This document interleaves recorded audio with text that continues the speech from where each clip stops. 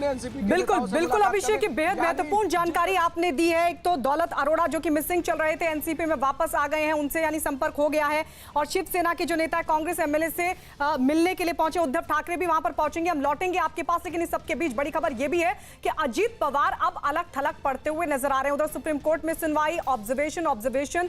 3 जजों की बेंच में से एक जज ने यह कहा कि हम सहमत हैं जल्द से जल्द फ्लोर टेस्ट हो, और उसको लेकर अब मुंबई में खेमेबंदी, यानी तमाम जो विधायक हैं उनको एकजुट करने की कोशिश भी हो रही है। विवेक हमारे सहयोगी भी लगातार बने हुए हैं। विवेक, जो एक बड़ी ऑब्जर्वेशन नीरज के हवाले से सामने आई कि सुप्रीम कोर्ट में जो सुनवाई चल रही है, 3 जजों में से एक जज ने कहा कि हम भी सहमत हैं जल्द से जल्द फ्लोर टेस्ट हो, उसको लेकर अब कवायद कांग्रेस, शिवसेना, एनसीपी की तरफ से शुरू हो गई कि अगर कोर्ट का फैसला आता है, अगर सुप्रीम कोर्ट आदेश देता है कि जल्द से जल्द फ्लोर टेस्ट हो, तो फिर किस तरीके से तीनों दल अपना बहुमत साबित करने के लिए तैयार रहे। और इसी कड़ी में शिवसेना के जो बड़े नेता हैं वो अब कांग्रेस एमएलए से मिलने के लिए पहुंचे हैं, यानी उद्धव ठाकरे भी अब से थोड़ी देर पहुंचेंगे। यानी अब कोशिश है कि किसी तरीके से जो तमाम दल के जो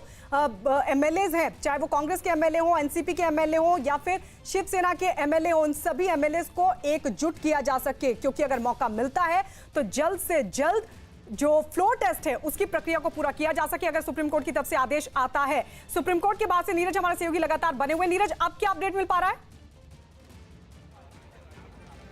देखिए, जो दलील कपिल सिब्बल ने दी थी अब से थोड़ी देर पहले शिवसेना का पक्ष रखते हुए, वही दलील दी है अभिषेक मनु सिंघवी ने। अभिषेक मनु सिंघवी ने कर्नाटक फैसले का जिक्र किया और कर्नाटक में जिस तरह से कोर्ट ने कहा था कि 11 बजे सुबह से 4 बजे शाम तक पहले विधायकों को शपथ दिलाई जाए, उसके बाद प्रोटेम स्पीकर की नियुक्ति हुई थी और फिर फ्लोर टेस्ट हुआ था। तो वही दलील एक बार फिर रखी है अभिषेक मनु सिंघवी ने, जो दलील कपिल सिब्बल ने अब से थोड़ी देर पहले रखी थी, क्योंकि कर्नाटक का मसला जो है वो हाल के वक्त में सबसे महत्वपूर्ण मसला था जब कोर्ट ने प्रीपोन किया था फ्लोर टेस्ट को। और वही दलील अब अभिषेक मनु सिंघवी की तरफ से, एनसीपी की तरफ से दी गई है कि जिस तरह से 11 बजे सुबह से लेकर शाम 4 बजे तक का आदेश दिया था कोर्ट की तरफ से कि पहले विधायकों को शपथ दिलाई जाए, उसके बाद प्रोटेम स्पीकर की नियुक्ति की जाए, प्रोटेम स्पीकर की नियुक्ति के बाद विधायकों को शपथ दिलाई जाए और फिर फ्लोर टेस्ट किया जाए। और यही मांग याचिका में भी की गई है शिवसेना, एनसीपी और कांग्रेस की तरफ से, और वही दलील अभिषेक मनु सिंघवी ने भी